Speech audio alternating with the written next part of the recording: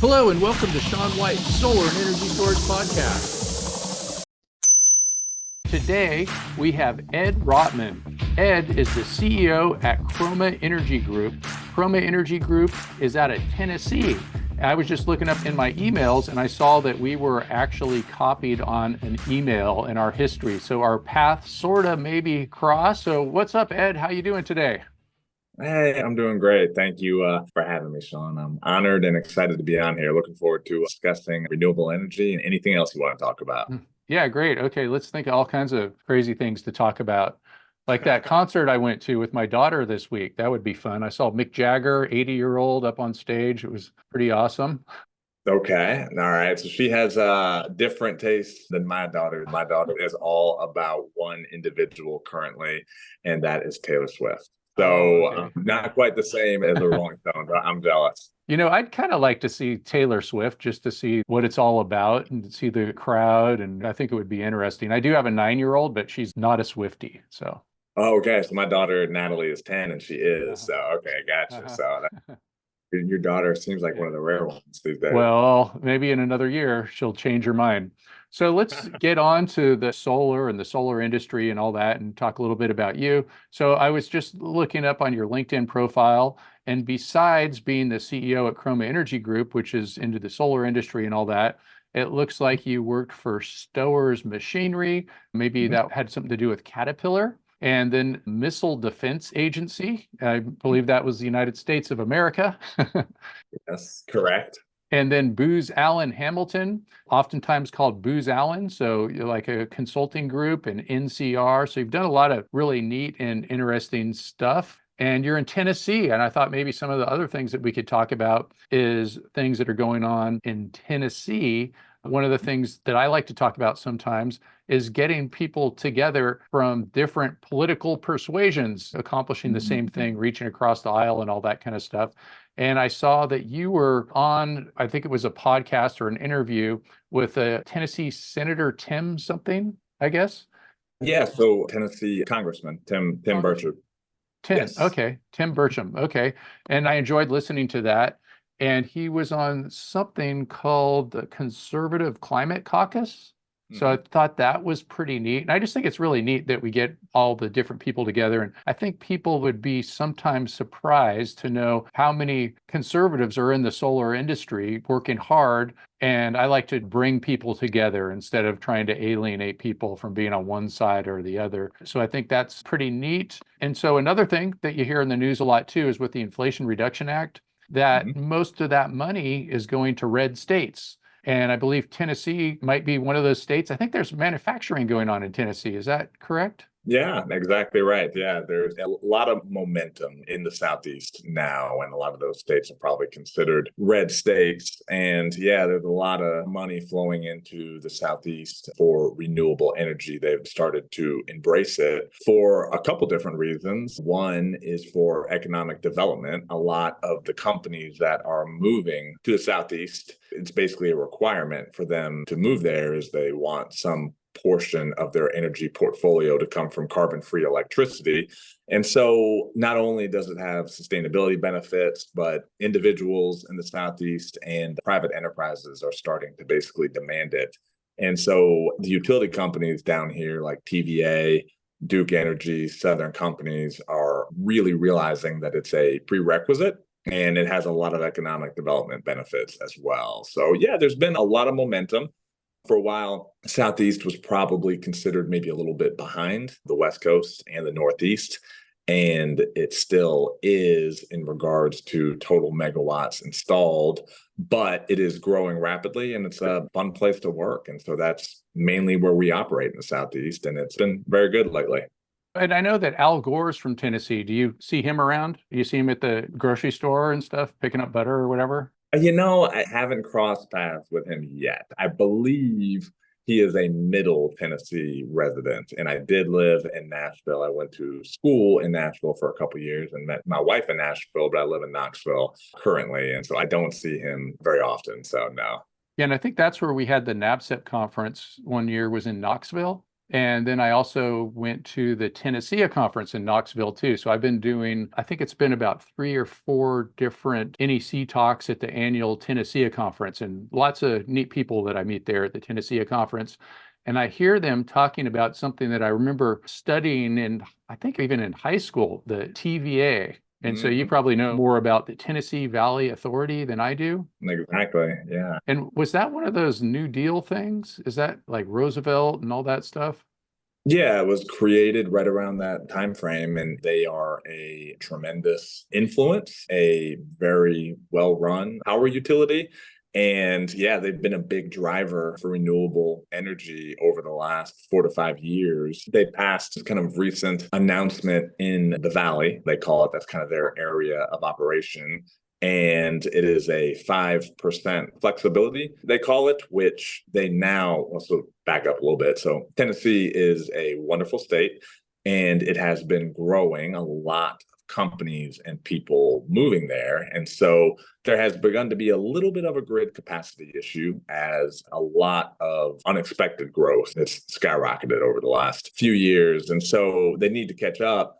And so this 5% flexibility allows the local LPCs, local power companies, to actually generate their own power if it is clean and if it comes from a renewable energy source. And so that has also kind of opened up the floodgates a little bit for a lot of investment in solar energy. But yeah, TVA is at the very strong influencer of what happens in this area. And yeah, they've done a really good job investing in renewable energy over the last 5 years. Great. Yeah, I know I've heard some people recently complaining about TVA for solar, but who likes their utility really? Like, do you hear people anywhere going like, I have the best utility.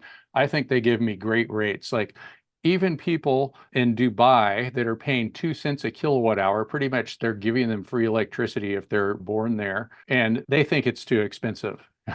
Uh, I have a lot of respect. I think you're right about the sentiment. I mean, literally anytime, it doesn't matter if there's a tornado that just went through, if anybody loses their electricity for a moment, they're quick to blame utility company. And it's really the only industry where you have to supply the exact right amount of electricity, and it's real time and everybody needs it, perfectly all the time. And so I think to manage those transmission networks and all the different types of generation that Tennessee Valley is over. And honestly, I think they do a really good job of doing that. So yeah, but I think they catch a little bit of flack here and there, but I have a lot of respect for what they do. Yeah, and also just in general, utilities are a natural monopoly. Like, what are you going to do? Send 3 sets of wires down every street? And, it's got its drawbacks of just, having that problem. It's a little bit communist. Yeah, people do say that it's not that natural free market competition that a lot of other businesses face. And so I understand that sentiment, but TVA does a great job of producing affordable, reliable, and sustainable electricity in the valley. So yeah, when you get in there, it's one of those things, it's easy to comment and I guess to complain on social media networks or stuff like that. But we just had a really strong storm system actually go through the Southeast 2 days ago and knocked out a ton of high voltage lines. And really just due to TVA's response and the redundancy, they were able to essentially get electricity through other lines and through the transmission network. And there really wasn't even a blip in the electricity. And the storm knocked down a lot of massive high voltage lines. And so, another example of it just kind of being seamless and them doing a really good job from my perspective. But you're always going to catch a little bit of flack. That's kind of the way things operate today. Maybe they could give some lessons to some other states on how to make that happen. Yeah, they could. And I won't mention that big state that's kind of south and in the middle of the country. I won't mention it at all. Oh, okay. I think I know who you're talking about. Yeah, y'all. Oh, yeah. And speaking of that, I'm headed to RE Plus in Texas very soon, but this is actually recorded. So I've already been there by the time that this gets released. So anyway, let's talk a little bit about your company, Chroma Energy Group. You're the CEO. It's an EPC. What kind of jobs does your company do? Like, is it, are you doing terawatts?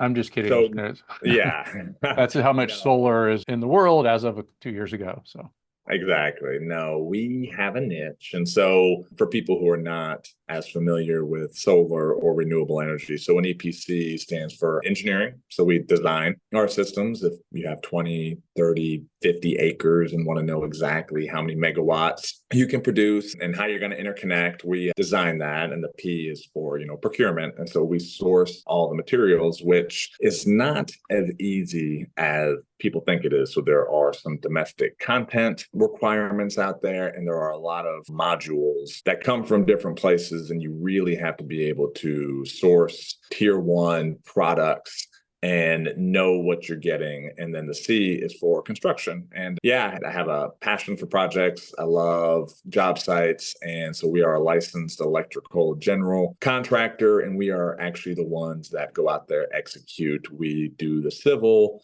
we drive the piles, we put up the mechanical racking, and then we do all the electrical and actually just tie it into the grid and then turn it on. And so we do a little bit of kind of turnkey installation, we call it, from soup to nuts. And so, yeah, and it's just started the company a little bit over a year ago. And we focus on distributed generation as of now. So distributed generation is going to be anything from like 2 megawatts to 20 megawatts. That is our niche, and we've seen a lot of growth in that. And so that is in the utility sector predominantly. And then we also have made a big push into the private sector, and we call that the commercial and industrial. And so utility companies and the federal government have been asked to be in, doing renewable energy for a long time. But where I've started to become passionate and very interested in is how private sector companies are starting to use it. And whenever you deal in the private sector, it absolutely has to pencil. They have their shareholders, they have their returns. And so it's been this really neat intersection to see the costs come down of the different products and really see these systems that people were maybe a little skeptical of for a long time, and then really get in there and see how they provide economic benefit, not just sustainability goals and, some resiliency in some cases, but they are actually very good investments for these companies. And I've really enjoyed getting into that side of the business as well. So yeah, so that's what we do. No terawatts, no gigawatts yet. We're starting with that niche of 3 to 20 megawatts. great, great. Well, that's pretty good that you're already working your way up there, considering you're such a new company. And thank you so much, too, for explaining what EPC is, engineering, procurement, and construction. And then you said commercial and industrial. And a lot of people say C&I. And I always have to, say, hold on, let's tell people what C&I means. So that's commercial and industrial. And then one other thing that you mentioned, too, that you didn't give the DG abbreviation for was distributed generation. And it's kind of funny. I was thinking too that I think you said 2 to 20 megawatts. And so that's pretty big, like we're talking acres and acres of PV. And I should say pretty big for a lot of people, but some people think it's small. Like my next interview is going to be with a guy named Paul Subzak, and he works on huge systems, and he would probably think that that's small. We'll find out. Listen to the next podcast, everybody, and we'll see what he thinks is. Yeah, there's a big range of size. You keep hearing different things. So I was just at the American Clean Power Conference earlier this week. We were talking about travel earlier. So I just got back from Minneapolis, and I was meeting with someone who was talking about a 650 megawatt installation. I mean, it seemed like just a little while ago when you heard 150, 200, those were the biggest. Now 650 in one site to me is crazy. And that does not happen as often in the Southeast where I work due to topography and landscape constraints. Yeah, you don't see them that big here, but it's amazing. It really is. Yeah, what I was thinking too is as I was flying from San Francisco to Phoenix earlier this week and looking out the window on the left side of the airplane, I think I saw more solar out of my window than there was installed in the whole world probably 15 years ago, maybe 15 to 20, something like that. But if you go back to the year 2000, the whole world had about 1 gigawatt installed. And now, of course, we have, probably like 1,500 gigawatts. So it's incredible to see that this growth. And then one thing that I was thinking to myself is like, if this growth keeps up, we're going to be successful. Then we could possibly be victims of our own success. And then all the people working in the solar industry is like, well, we've got enough energy for everybody. What are we going to do next? So that's a nice problem to have.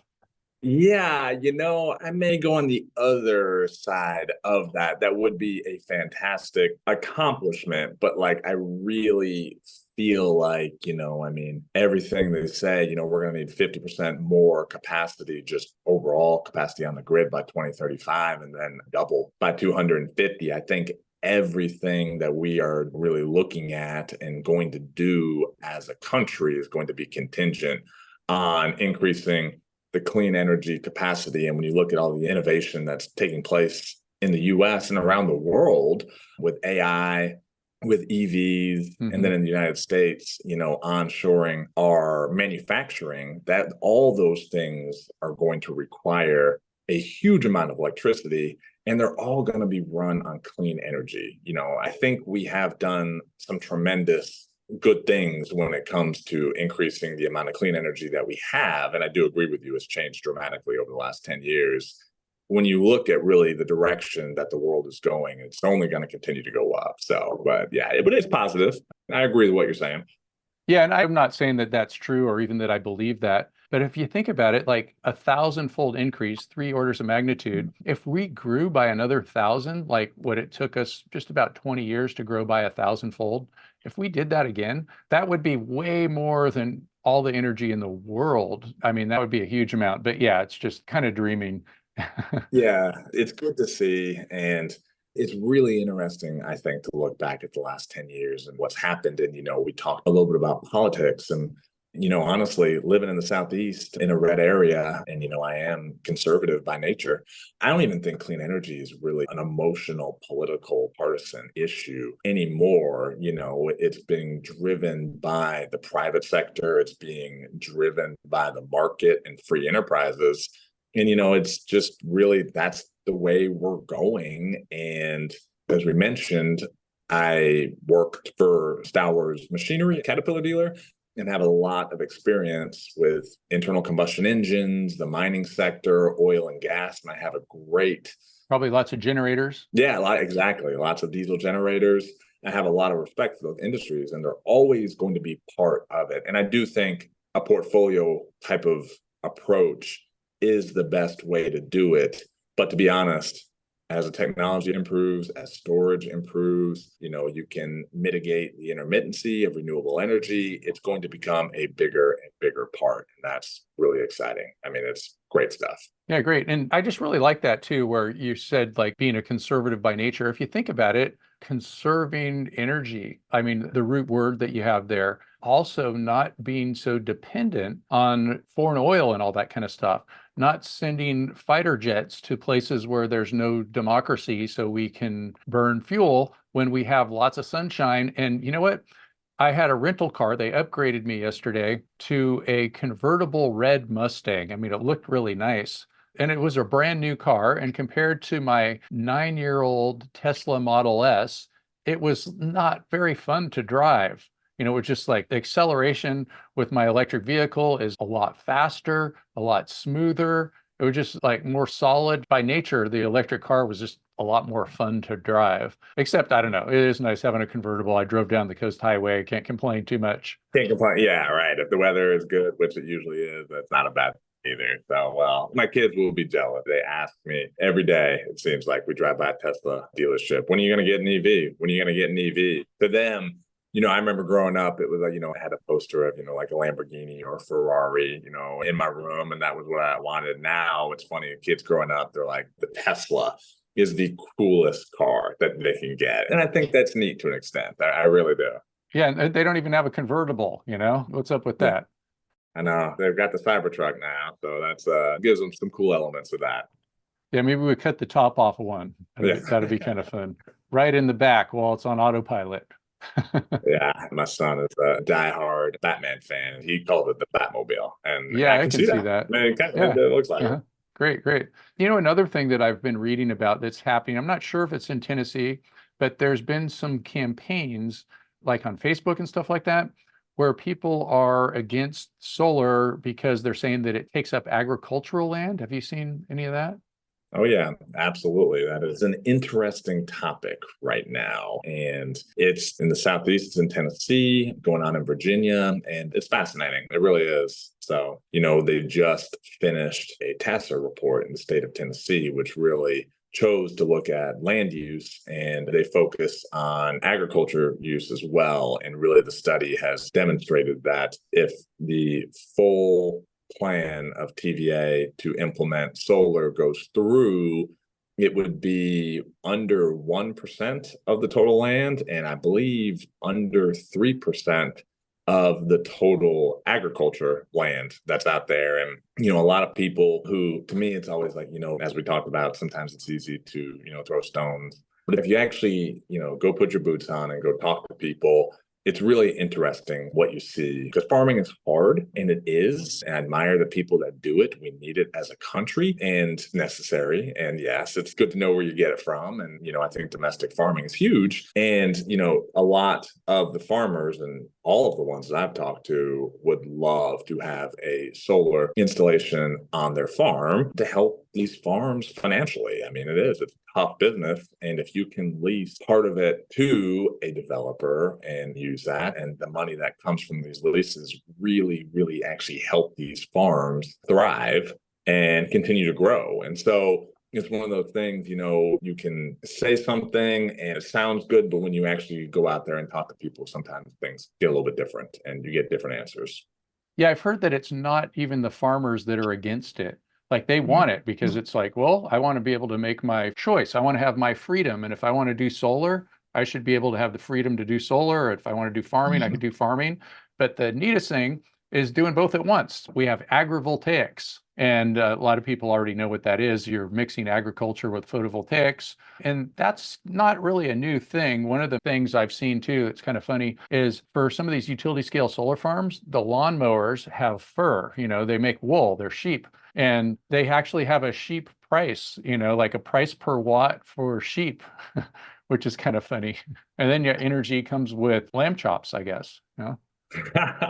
Yeah, it's that ultimate win-win. Reduces the maintenance. You got some sheep grazing around, and I know they're trying out different animals currently as well. It is a big thing. Sheep tend, that was the natural first one to go with, but I believe they're looking at doing it with other type of, agricultural animals as well. So it'll be interesting to see what comes from it. Yeah, I think they say that just in historically too, sheep have been sort of analogous with, just acting like sheep. Like, oh, those people act like sheep, like they just follow whatever. So they're not too aggressive. They're not like these crazy wild goats, or I shouldn't say wild, but just goats that like to jump on things and chew things. And, nothing against goats. I love goats too. But the sheep are just more sheepish, and you get sweaters out of there. So the sheep can help out the vegetarians too, keep them warm. Yeah, so it's a lot of interesting things going on out there right now. And that is agrivoltaics is one of them. It's neat. Yeah, and some of the other things too is they're making fencing. So you can have bifacial PV and put it vertical. So if you have it going east-west, in the east as the sun's rising or the west as the sun's setting, you get more energy in the morning and the afternoon. And if you take the bifacial PV and you add it up, it almost makes about the same amount of energy as monofacial PV that's facing south, because you have it on Really? both sides. Yeah. I didn't know that. That's really interesting. Yeah, most of the systems that we install now have the bifacial modules on them. And, we typically will use one of those tracking systems specifically for the utility system ones that kind of follow the sun and help with the production rates. But yeah, I did not know that about the production of them. We interrupt you for a very important announcement. Sean White's Solar and Energy Storage Podcast has been brought to you by Sean White's Solar and Energy Storage Podcast. That's right, Sean White is sponsoring his own podcast, and he wants to remind you to go check out some of his classes. You can go to SolarSean, that's solar, SEAN.com, and then click on the links to check out his classes. You can check out his heat spring classes, and you can also hire him to teach classes for you, like at your company, something like that. Now back to the show.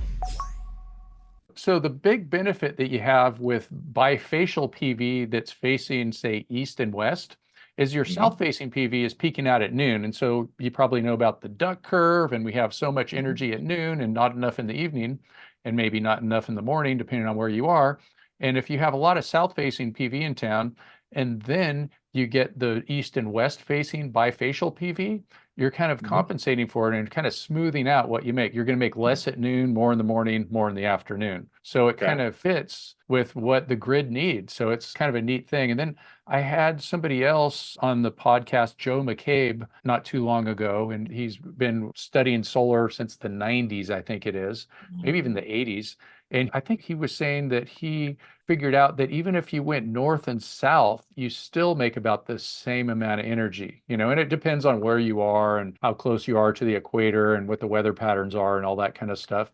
But if you look at just like a plain old east-facing PV module or a plain old west-facing PV module that's not bifacial, it's going to make about 50% of what south-facing tilted at 30 degrees is going to make.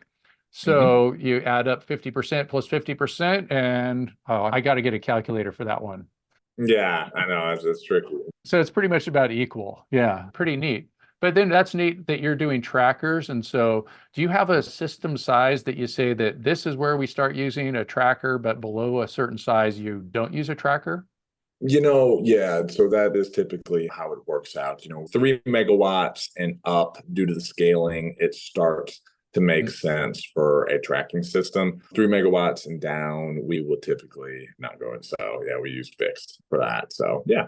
Yeah, when it's smaller, you just have to, it's like maintenance and all that kind of stuff. So it's nice to mass produce your maintenance and your tracker bearing maintenance. You got moving parts there. So Exactly. Yep, very true. But that is a huge thing. Like most solar in the world and in the United States, I think in the United States, it's somewhere around 2/3 of the solar is utility scale. And most utility scale is using single axis trackers. And so it goes morning east, noon flat, afternoon to the west. And so that's a good percentage of the industry. A lot of people just think of solar being on their house and they're like, oh, solar is a rooftop thing and all that kind of stuff, because that's what they see and that's who's calling them up and knocking on their door. And so we have a lot of this bifacial PV on trackers, not just in the United States, but all over the place. And it's amazing how inexpensive the bifacial PV has been, the monofacial PV has been. But I did notice recently that I think they're going to remove that rule where there's no tariffs on bifacial PV. Do you know about that? Yeah, that was kind of the big discussion up at ACP, American Clean Power, this last week. We heard the exact same thing. I believe the module manufacturers are saying that same thing now. With the government, sometimes you don't know what's going to happen, and that can change in the 11th hour. But yes, the tariff exemption that they received could be going away, and that could have an impact on the price of those. So that's what we were hearing from the module manufacturers. Yeah, I always thought it was kind of interesting. It was just like over the last 5 years, or maybe even more than that, there's been back and forth on the exemption of tariffs for bifacial modules. And so there's tariffs on PV modules made in other countries because there's unfair labor practices and things like that. Maybe we're having a solar trade war, which is a lot better than a war where they use weapons, but I just thought it was like, well, why the exemption for bifacial? Like maybe it should be an exemption for monofacial, or maybe no exemption or it just seemed kind of silly. And then when they go back and forth, it messes with the investment, because how do you decide to invest in something if you don't know how much it's going to cost and all that? So, and there's a tremendous amount of investment going on right now with just the domestic production of modules, and I don't know if that's going to expedite, try to increase it as people try to get around some of these tariffs. But yeah, it will have an impact on the price and what people do to procure those. So I agree, it's something worth following. Yeah, great. And so another thing too, when you mentioned distributed generation, you said 2 to 20 megawatts. If you go back 15 years and somebody called 20 megawatts distributed generation, they'd be like, what? And so it just goes to show you how much bigger things are getting. I mean, you go to, I don't know, I think it was up until about 15 years ago, something like that. The biggest project in the whole United States was 14 megawatts out at Nellis Air Force Base. And now there's people that are just like, I don't do anything that small. Like, that's too small for me. So I know. in distributed generation, pretty much what it means is you make it in a distributed way, or you install it in a distributed way where you distribute it in all different places on the grid. So instead of having like one giant central power plant that's a gigawatt, like a nuclear power plant or something like that, you have lots of smaller systems. And so distributed generation could be one microinverter on your roof, and it could be a lot bigger than that. It could be what some people would consider a giant project, but just not the biggest one. And there's so much money tied in the transmission of those centralized generation points as well. And so when you can strategically put them around different places, it saves a lot of money from the infrastructure, which, a lot of people believe that's going to be one of the main issues that we have going forward as we need to increase our grid capacity, is how much money that goes into the infrastructure for that as well. So I'm a big believer in distributed generation, whether that is at a house level or a company level or just these little pockets of solar installations. I think it's a very good thing. Yeah, I think a lot of the places where it was easy to put solar on the grid, like to put, hundreds of megawatts, all those spots are taken up and reserved. And then there's the smaller places on the grid where you can still put some, tens of megawatts. And so that sounds like that's what you're working on, is filling those places up. Yeah. And from a distributed generation perspective, those are the conversations we have with businesses as well. I think a lot of heavy industrial customers know that the grid is going to continue to get strained as we grow. And I think they're wanting to take responsibility for at least a percentage of their generation. And they like the idea of having backup power. Some of their core functions will still work if there is an extended blackout. And in those situations, it makes sense as well. And I think that is going to be one of the answers of how we solve this grid capacity issue going forward.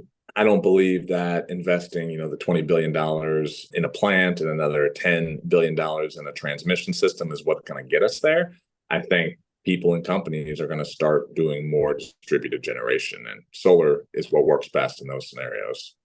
Yeah, it makes financial sense. And then as we get more and more solar, of course, we're seeing energy storage. So are you seeing a lot of energy storage in Tennessee? I know that, I'm out in California right now, and I've done a lot of classes in places where there's lots of solar, and that's where they need more energy storage, where there's more solar. So as the industry matures, you see more storage. And so how about out where you are? Is the energy storage getting huge, or do you see it in the future?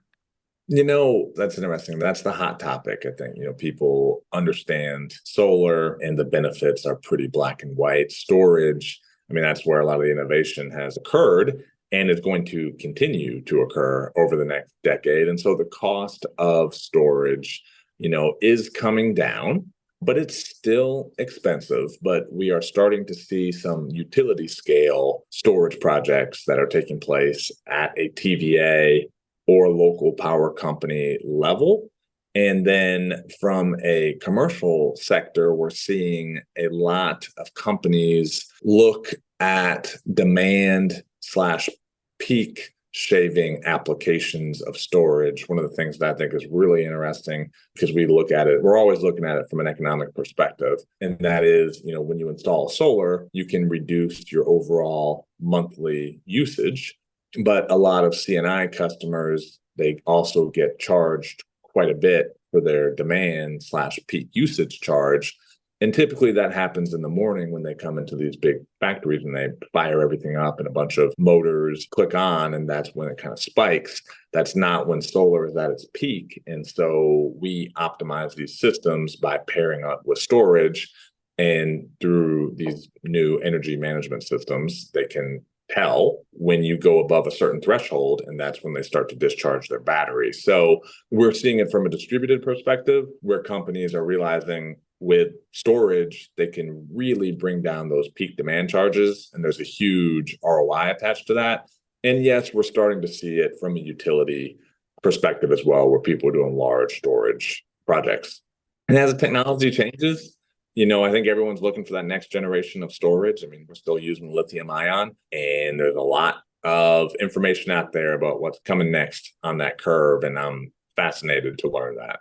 Yeah, and I've done some back of the napkin calculations too. And just from where I live, if I drew a 5 mile circle, I'm sure that there's like way more, like maybe 10 times more, 20 times more energy storage that's in electric vehicles. They're just sitting there, perhaps plugged in, and that don't really cycle their batteries up and down that much compared to like the biggest energy storage system in the world. So that would be in Moss Landing, which is not too far from me. And I believe they're at 3 gigawatt hours right now. And so you mentioned energy management systems, and we call that EMS in the National Electrical Code. And the energy management systems, I think they're in their almost infant stage compared to what we're going to see. It's kind of amazing too with all this AI stuff. We had a climate week in San Francisco, and then we had NorCal Solar, which I'm the president of. We had our 50th birthday party recently. Oh, awesome. That's cool. Yeah, and it was kind of amazing that a lot of them came from, through Climate Week, and we had all these interesting speakers, and a lot of them were doing AI stuff with software and all these new ideas. It's pretty amazing to just see like what's happening in Silicon Valley. And like when I drive to the airport now, it's just like every billboard is about AI.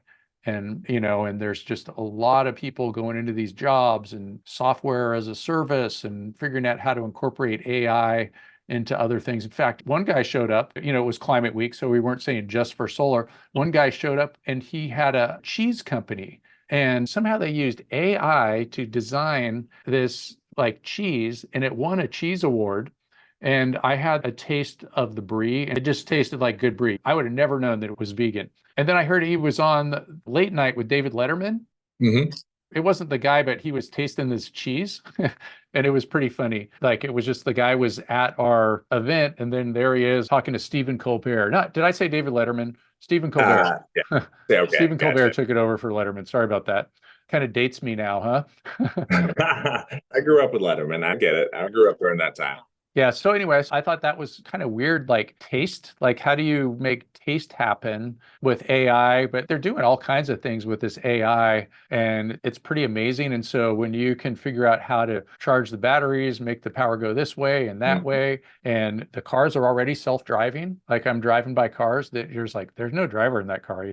And I was just in Phoenix. They have those Waymo driverless cars over there too. There's a lot of tech stuff going on over there.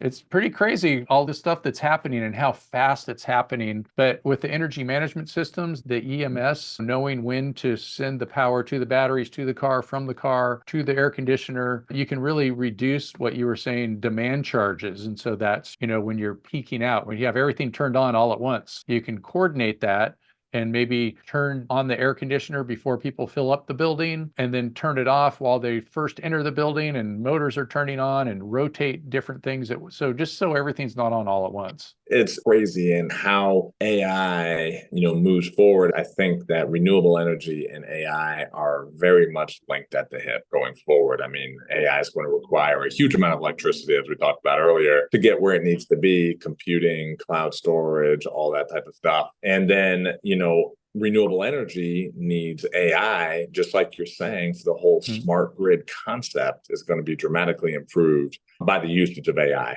And so those two industries, I really believe, are linked at the hip, and I think they're going to go forward together. Yeah, AI takes a lot of energy to run those super fancy chips, but then it can save us a lot of energy. So it would be interesting to find out like what's the balance going to be? And we won't know until the future, but it's like how much energy does it save versus how much energy does it cost? Sure, there'll be some different subjective maybe opinions on that. I'm sure there'll be lots of different ways to calculate that. But yeah, that's interesting. Yeah, and then you have like AI with robots. Maybe they'll make the factories work more efficient and less expensive and come up with more efficient solar cells, and it could hit it on that side too. Yeah, and I know. We'll see what the future holds. Yeah, it's pretty neat times. So let's see. So is there any other things that you wanted to talk about or cover or get out there? It's a amazing industry to work in, and it's been a tremendous learning curve over the last year. But the two major issues that I think will impact how renewable energy does in the future, the first one is, workforce development and how people and having trained individuals that can actually go out there and execute on this broad topic called the energy transition is going to be crucial. And I think that is something that really led me down the career path that I'm in right now, which is actually, being an EPC and being out there on a job site and working with people who are actually making this transition happen is great. But I do think as we go forward, that is going to be a big issue is, are we able to get the people who know how to do this? So enjoy employing and training and working with these people that make it happen. And the other is just going to be the infrastructure investments that are required. It is going to be a lot of people bringing this up together. And we do have some work that needs to take place in order to make it happen. And, it's a fun industry to work in. Really enjoy it. The Southeast has come a long way, and it's riding a wave that I think is going to continue with investing in renewable energy. So, yeah, that's it. And I appreciate you having me. This has been really enjoyable, and it was really good to talk with you. Yeah, and so I'll probably see you at the Tennessee conference, and I have on my calendar that looks like that's going to be November 20th and 21st, and I'm going to be at all the big conferences, usually doing National Electrical Code workshops, talking about building codes and fire codes too. And where do people find you, Ed? Oh, geez. So at a job site, always a place I like to spend as much time as I can in my office, working on all the new initiatives that we're doing at Chroma, and then at my house with my wife and my 3 kids, and as much as possible. When I travel, I do like to go to the conferences as well. We really try to work within call it a 5 or 6 hour kind of radius. And so if I do have to travel for work, for a project, it's typically not that far. But yeah, that's kind of my life these days, and it's exciting and I love it. So a 5-hour radius, and that's in your private jet, is that right? Yeah, now maybe one day, maybe the electric PJ. The electric private jet, yeah. Yeah. No, just cruising around in the car. Yeah, Mach 2, we're working on that. Yeah. And so where do we find Chroma Energy Group? Chroma is based in Knoxville, Tennessee. Great. And how about a website? Yeah, so it is www.chromaaenergygroup.com. And come check us out. We got, a little bit of information about who we are, the projects we've done, and kind of our goals. And so check us out. And any questions on storage or solar, give me a shout. Great. Well, thanks so much, Ed Rottman, CEO at Chroma Energy Group. And thanks for listening to Sean White's Solar and Energy Storage Podcast. To find more, go to SolarSean, that's solarsean.com, and get yourself NABCEP certified.